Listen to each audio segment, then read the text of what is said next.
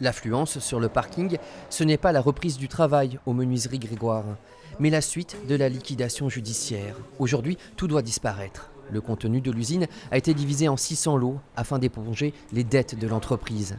Venu de Vendée, cet acheteur travaille pour le compte d'un ancien concurrent. On voit qu'il y a deux mondes, un parc plutôt ancien, et on a vu qu'en 2020-2021, il y a eu des investissements assez conséquents. Donc on est plutôt intéressé par ce parc machine plutôt récent.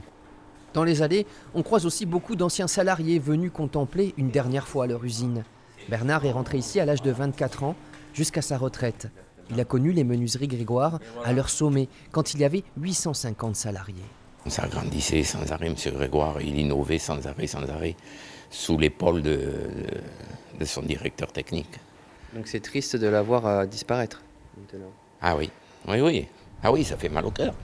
Malgré le soutien de collectivités, malgré l'argent public, malgré les différents plans, on en est là aujourd'hui. Et ce qui est un peu difficile aussi, c'est la brutalité. C'est qu'entre mars et prononciation au mois de mars du redressement, et là on en est à la vente aux enchères au mois de juillet. C'est très rapide, quoi. Au 27, on a une découpe usinage. Devant le commissaire-priseur, 150 personnes, à distance 300 autres enchérisseurs.